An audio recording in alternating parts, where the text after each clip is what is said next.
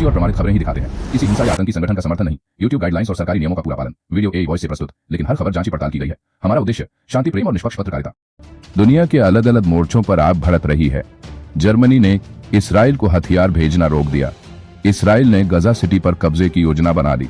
मुस्लिम देशों में गुस्सा, संयुक्त राष्ट्र की चेतावनी। उधर अमेरिका और रूस के बीच अलास्का में ऐतिहासिक मुलाकात की तैयारी। तो व्हाइट हाउस में आर्मीनिया अजरबैजान का दशकों पुराना झगड़ा खत्म। और इसी बीच अमेरिका ने वेनेजुएला के राष्ट्रपति की गिरफ्तारी पर इनाम दोगुना कर दिया। हालात गर्म हैं, दांव ऊंचे हैं और आने वाले दिन पूरी दुनिया का नक्शा बदल सकते हैं। आइए आपको एक एक कर पूरी तस्वीर दिखाते हैं। अदब, नमस्कार, मैं हूं आपका मेजबान अनीस अंसार। आज है 9 अगस्त 2025 और आप देख रहे हैं अंतर्राष्ट्रीय खबरें। तो चलिए शुरू करते हैं। पहली बड़ी खबर, जर्मनी ने इसराइल को सभी ऐसे हथियारों का निर्यात रोक दिया है जो गजा युद्ध में इस्तेमाल हो सकते हैं। ये फैसला ऐसे समय आया है जब इसराइल की सुरक्षा कैबिनेट ने गजा पर कब्जा करने की योजना को मंजूरी दे दी है। संयुक्त राष्ट्र ने चेतावनी दी है कि इसराइल के इस कदम से बड़े पैमाने पर जबरन विस्थापन और अधिक हत्याएं हो सकती हैं, जबकि हमास ने जोरदार प्रतिरोध की बात कही है। मुस्लिम देशों सऊदी अरब, पाकिस्तान, कतर, कुवैत और इस्लामिक सहयोग संगठन OIC ने इसे अंतर्राष्ट्रीय कानून का उल्लंघन, दो राष्ट्र समाधान ने बाधा और फलस्तीनी अधिकारों पर हमला करार दिया है।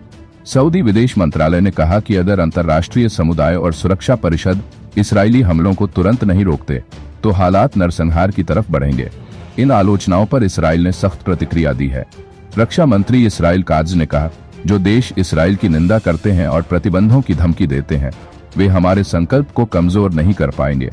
उन्होंने चेतावनी दी, हमारे दुश्मन हमें और मजबूत पाएंगे जो बड़ी ताकत से जवाब देंगे। इस्राएली सुरक्षा कैबिनेट ने शुक्रवार को न केवल गजा सिटी पर नियंत्रण का फैसला लिया, बल्कि 5 बिंदुओं का एक खाका भी तय किया है, जिसके तहत सेना युद्ध समाप्त करने तक अभियान चलाएगी।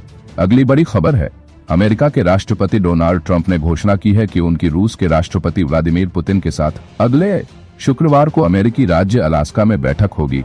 ट्रंप ने ट्रुथ सोशल पर लिखा, अमेरिका के राष्ट्रपति के रूप में मेरे और रूस के राष्ट्रपति व्लादिमीर पुतिन के बीच बहुप्रतीक्षित बैठक 15 अगस्त 2025 को ग्रेट स्टेट अलास्का में होगी। रूसी राष्ट्रपति के सहायक यूरी उशाकोव ने कहा, रूस और अमेरिका पड़ोसी देश हैं और इतना महत्वपूर्ण शिखर सम्मेलन अलास्का में होना बेहतर है। उन्होंने यह भी बताया कि अगला शिखर सम्मेलन मॉस्को में हो सकता है और निमंत्रण पहले ही भेजा जा चुका है। गौरतलब है, आखिरी बार 2013 में अमेरिकी राष्ट्रपति बराक ओबामा रूस गए थे। एक बड़ी खबर और देखिए, आर्मीनिया और अजरबैजान के बीच दशकों पुराना संघर्ष खत्म करने के लिए शुक्रवार को व्हाइट हाउस में ऐतिहासिक शांति समझौता हुआ। इसकी मेजबानी राष्ट्रपति ट्रंप ने की। अजरबैजान के राष्ट्रपति इल्हाम अलीयेव और आर्मीनिया के प्रधानमंत्री निकोल पाशिन्यान ने हाथ मिलाकर इस समझौते पर मुहर लगाई। ट्रंप ने कहा, इसमें काफी समय लग गया। इस समझौते के बाद दोनों देशों के बीच प्रमुख परिवहन मार्ग फिर से खुलेंगे और क्षेत्र में अमेरिकी प्रभाव बढ़ेगा। 1980 और 90 के दशक में नागोर्नो काराबाख को लेकर इन दोनों के बीच युद्ध हुआ था और तब से हिंसा जारी थी। अगली खबर देखिए, अमेरिका ने वेनेजुएला के राष्ट्रपति निकोलस मादुरो की गिरफ्तारी में मदद करने वाली जानकारी पर इनाम को दोगुना कर $50 मिलियन कर दिया है। अमेरिका ने मादुरो पर दुनिया के सबसे बड़े नशा तस्करों में से एक होने का आरोप लगाया है। ट्रंप लंबे समय से मादुरो के आलोचक रहे हैं। जनवरी में हुए विवादित चुनाव के बाद मादुरो ने फिर सत्ता संभाली थी, जिसे अंतर्राष्ट्रीय समुदाय ने मानने से इनकार कर दिया था। अमेरिकी अटॉर्नी जनरल पाम बोंडी ने कहा कि यह इनाम इसलिए बढ़ाया गया क्योंकि मादुरो सीधे तौर पर ड्रग तस्करी में शामिल है। वहीं वेनेजुएला के विदेश मंत्री इवान गिल ने इस इनाम को निरर्थक और राजनीतिक दुष्प्रचार बताया। एक ब्रेकिंग खबर देखिए, सप्रेस्ड न्यूज के हवाले से इस्लामिक रेजिस्टेंस मूवमेंट हमास ने कहा है, हमने युद्ध विराम की सफलता सुनिश्चित करने के लिए मिस्र और कतर के मध्यस्थों के जरिए पूरी लचीलापन दिखाया है। हम एक व्यापक समझौते के लिए तैयार हैं, जिसमें सभी कैदियों की रिहाई के बदले युद्ध का अंत और दुश्मन सेना की वापसी हो। गजा सिटी पर हमला करना एक लापरवाह दांव है, जिसकी भारी कीमत चुकानी पड़ेगी और यह किसी सैर सपाटे जैसा आसान नहीं होगा। हमारे लोग और हमारी मुकाबला ताकत न टूटेगी, न हार मानेगी।